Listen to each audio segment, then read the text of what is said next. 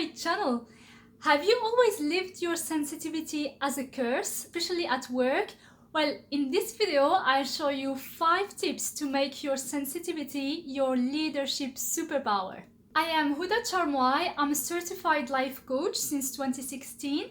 I worked with sensitive and highly sensitive women to help them design the life and business they love. I'm myself highly sensitive, and that's what I managed to create for myself. Let's get to it. Tip number 2 is to listen. I know it's easy said like this, but you cannot imagine how much and how often this is ignored and the impact it has. So really listen. You need to understand the needs and expectations of people you are working with. You need to truly understand their context. And that's something you can do more easily using your intuition to guide you find and ask the correct questions. How to do that? Well, your intuition is really that little voice in your head that comes and asks you a question, or that feeling in your gut, or that idea that you'd have out of nowhere.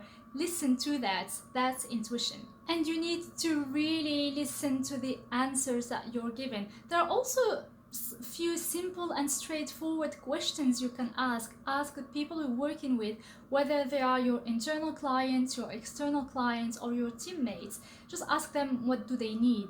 What are their objectives?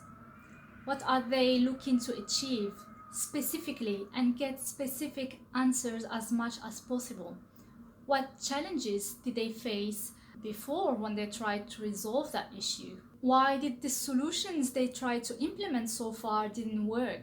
And make sure the answers you're getting are as specific as possible. Leave no room for interpretation. All of the frustrations and conflicts I've seen at the workplace are from misunderstandings, of misinterpretations. So make sure you get specific answers and make sure that you truly understand your client's needs and expectations. So the other part of listening is to communicate. Make sure to communicate, be honest with your partners on your roadblocks, on your challenges, on your constraints. They will only trust you more for that. And if you're asking someone to help you, for example, with something, don't go to them with your idea on how to solve it. Don't go to them with the solution and just ask them to execute on the action. Go to them with your need, express your need, and empower them to give you the solutions. It also puts them in a more creative position, and it allows them to think of solutions maybe you didn't think of at the beginning.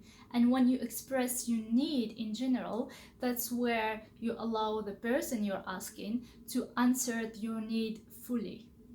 So truly listen. Make sure to really understand your client's expectations, needs, and context, and also make sure to communicate with them with honesty. They will only appreciate you more for your honesty, and this will help you build a relationship with them. We tend to forget it at the workplace, but we're human.